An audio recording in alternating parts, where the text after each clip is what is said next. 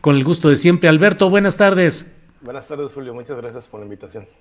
Alberto, tú oportunamente dijiste, aguas que lo que viene es mucho material, esto puede ser muy complicado para el sistema político mexicano y hemos tenido apenas pues algunos toquecitos, apenas unos apuntes del enorme archivo, el arsenal de información que viene de ahí y esos pequeños apuntes ya han generado pues situaciones políticas complicadas en el escenario político mexicano.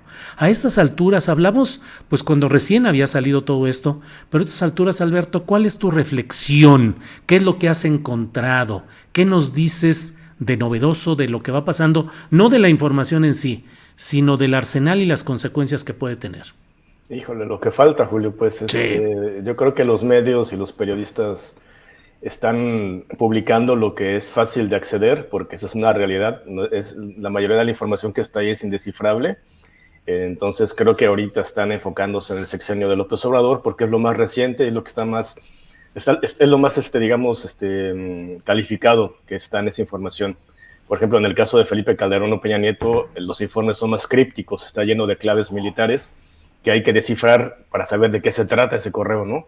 Y muchos de los correos pues no tienen texto en el cuerpo del texto, solamente viene un documento con una clave que quién sabe qué es, ¿no? Creo que se ha mostrado muy poco, creo que se está quemando un poco la nota porque se están centrando como en cosas muy de menor importancia.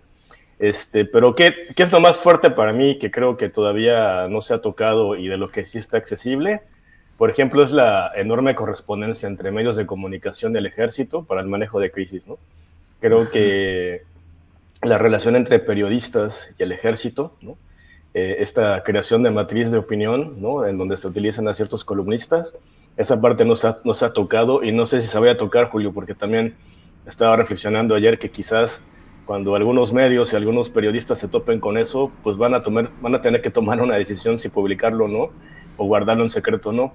Creo que ese es un reto ético que tienen los Guacamaya Leaks. Y por otro lado, creo que el enorme desfile de legisladores y personajes del poder de todos los partidos pidiendo favores en el aeropuerto de Felipe Ángeles para colocar a sus constructoras, a su personal, para pedir plazas, para recomendar personas, donde se ve que todo el sistema político está podrido, Julio. Creo que también no entiendo por qué no lo han publicado. Y la gente se pregunta, ¿y por qué no lo publicas tú, Alberto? Bueno, yo no tengo la capacidad de procesar tanta información. Por ahí hay algunas redacciones que sí podrían hilar, ¿no? A fondo, seguir el rastro de esos favores que se piden para ver si se concretaron, ¿no? Y eso ya sería un gran caso, ¿no? De cómo se manejan pues, los favores en el seno del ejército y quién se beneficia realmente de estas obras públicas. Eso nada más en este sexenio. Por otro lado, a mí lo que me sigue preocupando es que el aparato de seguridad de todas las infraestructuras claves de México, la industria eléctrica, la petrolera, los gasoductos, los oleoductos, sigue estando vulnerable.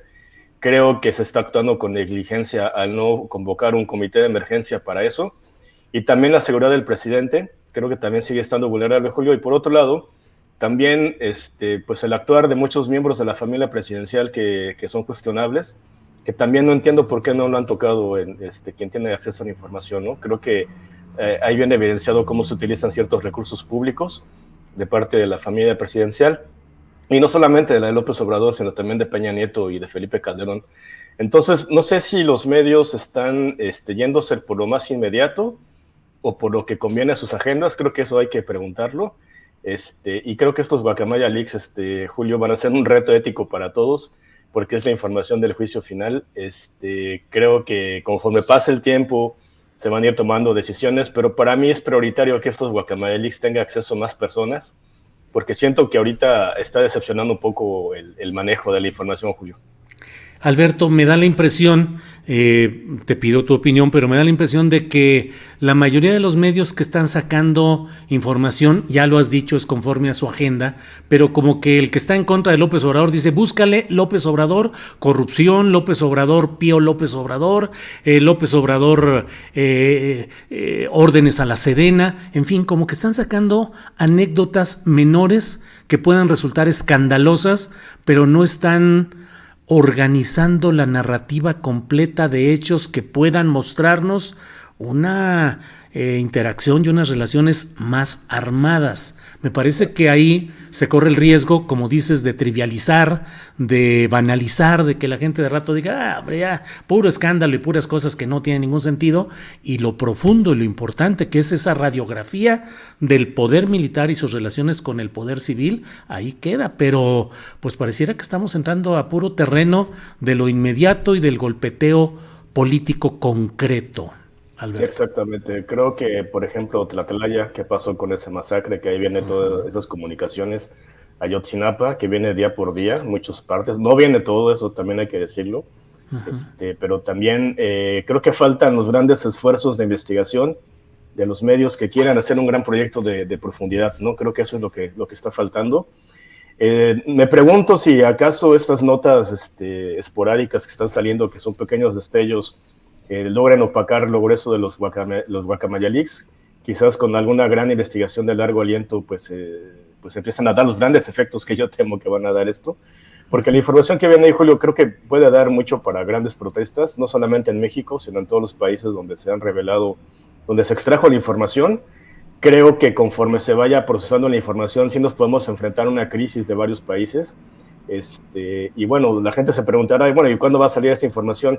Yo creo que depende de quien tenga acceso y esté decidido a publicarlo. Y por eso yo estoy abogando a que los hackers permitan a que más gente, más investigadores, o que incluso creen una plataforma donde pueda ser fácil acceder a esta información, Julio, porque lo que viene ahí es de interés histórico, interés nacional, y prácticamente es una radiografía de la corrupción desde el punto de vista del ejército, pero también algo que me preocupa también, Julio, es que viene mucha información, por ejemplo, del CISEN, ¿no? Muchos correos del CISEN que además eran enviados desde cuentas como Yahoo, como Gmail, partes de inteligencia compartidos entre municipios, gobernadores, presidentes municipales, prácticamente el mapa de todos los oleoductos. Creo que, aparte del interés periodístico, el que esta información caiga en manos equivocadas del narco, de los criminales o de intereses privados, creo que también eso abre otra ventana de riesgos, Julio. Entonces creo que eso va a depender mucho de la voluntad de quien tenga acceso y de que los hackers permitan que más gente pueda acceder a ellos, ¿no? Alberto, aquí en el chat hay varias personas que dicen, pues organícense, pues participen, divúlguenla. Es que se necesitan equipos de decenas de personas que puedan estar investigando y analizando a fondo y organizando para no sacar solo en algunos medios, incluso estatales, Alberto, que se publican en algunos estados, pues sacan porque le ponen ahí, o sea, Sinaloa, Chapo, gobernador del estado, y sale alguna cosa chiquita, y bueno, eso es lo que le nutre al interés de su audiencia, y otro saca por ahí, Mencho, Jalisco, gobernador fulano de tal, y de ahí sacan alguna información, pero tú estás hablando, ¿cuánta gente, nomás por hacer el puro análisis, cuánta gente se necesitaría y durante cuánto tiempo para poder organizar esta información y darle un sentido periodístico integral? Bien, para los Pandora Papers, que era la tercera parte de lo que son los Guacamaya Leaks, se necesitaron cientos de periodistas durante más de un año, nada más para organizar y leer la información. Entonces, en el caso de los Guacamaya Leaks, necesitaríamos un equipo de más de 100 personas para, al menos en 3 años, alcanzar a leer los documentos que vienen ahí, después el análisis, después el contrastar, el verificar. Aquí hay material para 4 o 5 años, Julio. Yo creo que esto amerita un esfuerzo de todos los medios. Yo creo que todos los medios tendrían que haber ya convocado un grupo especial de varios periodistas, pero lamentablemente no creo que eso suceda. Creo que van a primar más las agendas políticas, ¿no? Sobre todo el 2024, pero creo que va a ser demasiado tarde cuando se den cuenta que tienen que hacer eso. Sobre todo los medios grandes que tienen todo el equipo y la disponibilidad, ¿no? Para poder analizarlos, porque medios pequeños, por ejemplo, no sé, en el caso de lo que sigue, pues es abrumadora la cantidad de información, y que incluso aunque tengas ahí a la mano algunos archivos, pues o sea, en el caso de Ayotzinapa son miles de correos, ¿no? Que no sabes ni por dónde empezar, ¿no? Entonces hay que decidir cómo participa cada medio, pero creo que sí, o sea, el gobierno está actuando negligentemente al no convocar un comité de emergencia, los medios están actuando negligentemente al no convocar a un grupo especializado de periodistas a analizarlos, y creo que no se está viendo el riesgo de que quien tenga acceso esté empezando a filtrar información al crimen organizado, Julio. Creo que esas 3 partes son clave en este tema de los Guacamaya Leaks, y lamentablemente va a ser muy tarde cuando se den cuenta de qué realmente está, cuál es la importancia de lo que viene ahí, Julio.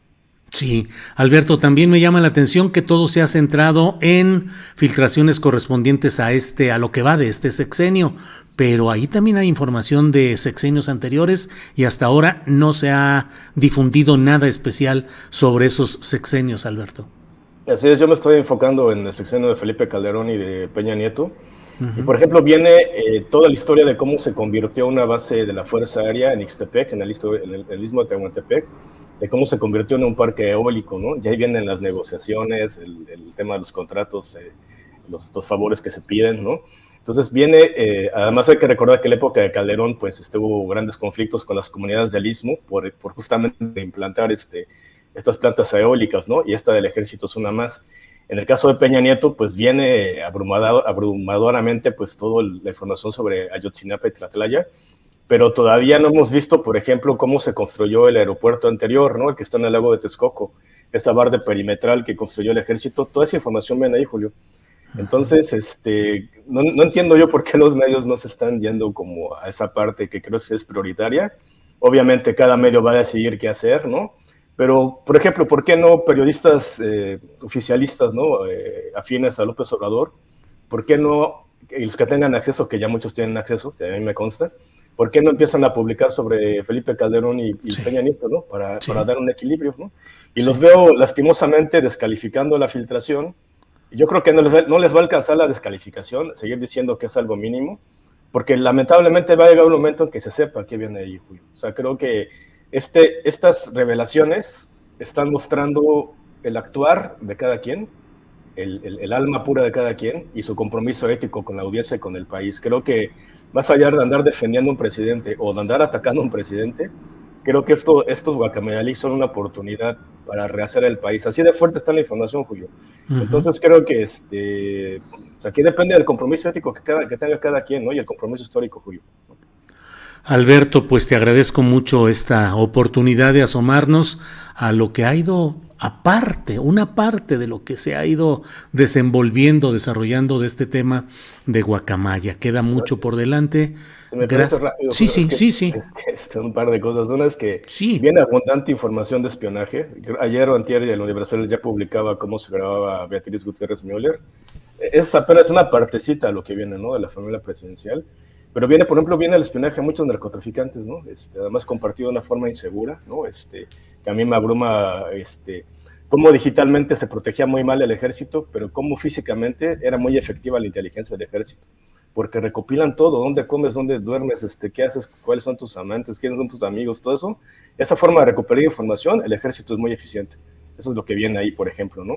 Y ya por último, si me dejas... No, no, no, adelante, todo el tiempo, no te preocupes, Alberto. Al contrario, yo estoy preocupado de quitarte el tiempo, pero adelante. creo que en el caso se habla de que no hay espionaje a periodistas y activistas que son síntesis informativas, creo que es una gran irresponsabilidad. Obviamente está lleno de síntesis informativas, que incluso el título dice síntesis informativa, pero hay reportes que están clasificados como reportes de inteligencia y que tienen la etiqueta confidencial, y sí son seguimientos a periodistas como Temoris, como Maite Azuela, como Ricardo Rafael, por ejemplo, que no es una síntesis informativa, ¿no? Sí se trata de un trabajo de espionaje, de seguimiento de las declaraciones, de qué hacen, a dónde van, qué declaran, cuáles son los efectos, y la Sedena encarga estudios del impacto de esas opiniones. O sea, la Sedena sí está muy preocupada de la opinión de los columnistas que ellos catalogan como en contra del gobierno, pero también, Julio, hay muchos informes que catalogan a periodistas a favor del gobierno. Entonces, ¿qué significaba en esos entonces estar a favor del gobierno? Si empezamos a correlacionar los que eran espiados, muchos de ellos recibieron amenazas. Entonces, ¿qué pasó con los que estaban catalogados como a favor del gobierno? ¿No? ¿Recibieron contratos? ¿Cómo podemos interpretar el estar a favor de un gobierno, Julio? ¿No? Entonces, creo que aquí, como digo, es la información del juicio final. Ojalá que haya una forma de hacerla más accesible incluso a la población, esta información, la que se pueda hacer pública, porque creo que es una oportunidad de rehacer el país y evitar una crisis muy grande que puede ocasionar estos leaks, Julio. Bien, pues Alberto, con mucho reconocimiento a tu trabajo y además déjame decir que quienes nos escuchan, quienes nos ven, ojalá y ayuden al trabajo de Alberto Escorcia, cuya página, cuya presencia ha sido desmonetizada. Nosotros sabemos lo que es de la desmonetización, sabemos los mil caminos que pueden llevar voluntaria o intencionalmente, por campaña o por lo que sea. El hecho es que cuando nos tumban nuestra posibilidad de monetizar, nos tumban también nuestro ingreso económico. Entonces, a reserva de que nos digas, Alberto, la dirección que haya, la que fue cancelada, alguna cuenta, lo que tengas, para quien desee colaborar en esta etapa en la que luchamos nosotros por monetizar legítimamente, pero nos quitan esa posibilidad, se complican las cosas, Alberto. Ya, muchas gracias por la oportunidad. Pues sí, justamente recibimos ahí después de hablar de estos temas, reportaron la página y quitaron toda la capacidad de financiarlo. En 12 años ya lo que sigue era autofinanciable, o sea, este golpe es muy fuerte porque sí pone en riesgo toda mi labor, ¿no? De muchos años. Y en lo que me reorganizo y en lo que uno se recupera de un golpe de estos y en lo que uno apela, pues sí se pone en riesgo el seguimiento que le estoy dando, ¿no? Aparte de la monetización, yo lo financiaba de mi trabajo, pero pues sí era, el 70% venía de la monetización. Y sí, la gente que nos gusta apoyar es a través de PayPal, es de la dirección yosoyred@gmail.com, y agradeceremos todos los apoyos. Mucha gente ha estado apoyando últimamente, nos ha servido mucho, pero ahorita necesitamos el apoyo al menos para un mes o dos en lo que el rumbo que tomen las apelaciones con YouTube y con Google, que es todo un periplo, ¿no? Que además es totalmente injustificado el que nos han reportado, sí. O sea, yo sí lo considero un ataque a nuestra labor, Julio.